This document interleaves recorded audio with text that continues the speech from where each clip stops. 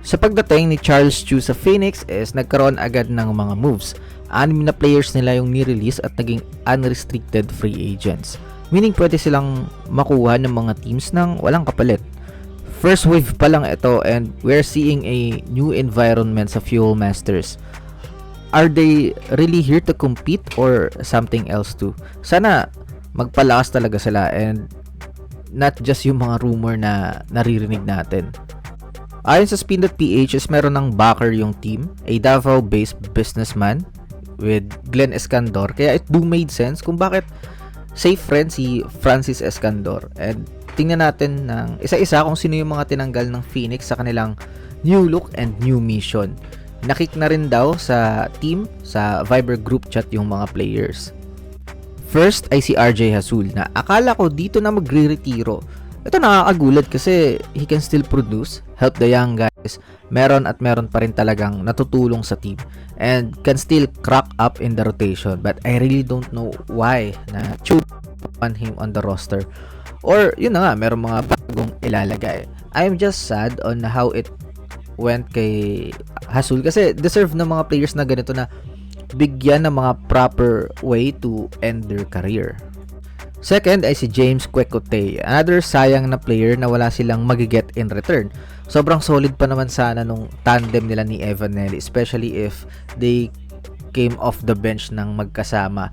Swerte yung makakuhang team sa kanya kasi instant impact of the bench, can provide scoring, shot making, and outside shooting.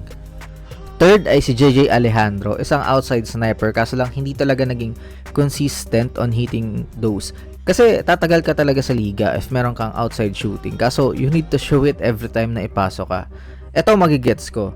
Sino ba ngayon yung mga may same breeds before nina Hontiveros, Fonacier, David, Chan? Kung kailan nag-evolve yung basketball no? Tsaka naman sila wala na sa liga or iba na yung era. Fourth ay si Yusef Taha. Nasayang din kasi kahit saang team naman siya mapunta is laging maganda yung binibigay niya.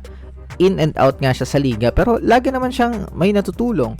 A big man na hindi nakahanap ng tahanan sa liga pero laging hinahanap pag kailangan ng big man yung team. Fifth ay si Sean Manganti. An okay guy bilang rotational player kaso lang this conference nung ginamit siya sakto na kapag post game ako paglaro ng Phoenix. Ayun, marami siyang mga questionable shot making. Kaya ito, may gets ko kung bakit nila ayaw na sa roster.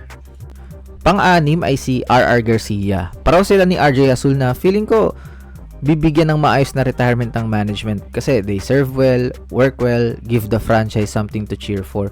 Pero ano expect natin kung si JC Intal nga ni hindi man lang pinagbawalan yung number 7 na suotin ng iba.